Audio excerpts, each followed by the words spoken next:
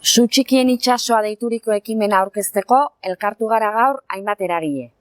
Euskal Herriko eskubide sozialen karta, elkarlan eta konfluentzia espazio gisa jaio zen eta egun ditugun erronkei erantzuteko ere, eragile ezberdinen arteko aliantzen garrantziaz sinetsita gaude.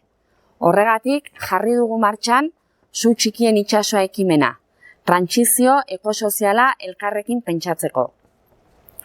Asko gara Euskal Herrian borrokan gabiltzanak. Krisi ekologikoari, pobretzeari, eskubide sozialen galerari eta bar aurre egiteko.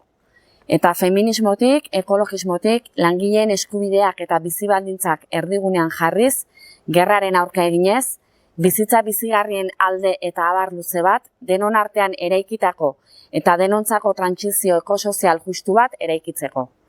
Ekimen honen helburua guztion arteko harremanak estutzea, sinergiak sortzea eta partekatzen ditugun zoru komun eta erronken inguruan aritzea da.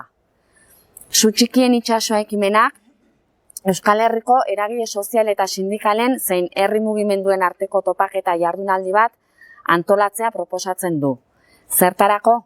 Trantsizio ekosozial justurako ardatz nagusiak eta funtsezko aldarrikapenak zeintzu diren eztabaidatu eta zoru komuna adosteko.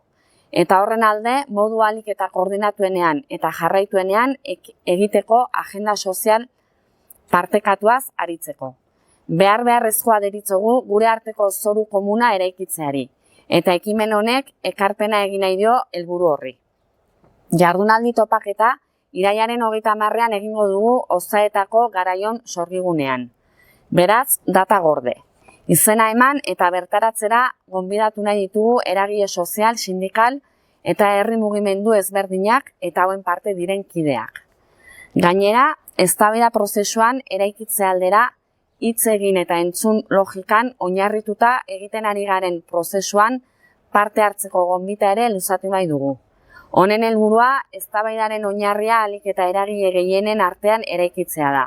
Bakoitzak ditugun egitasmo, kezka eta lan ildoetatik.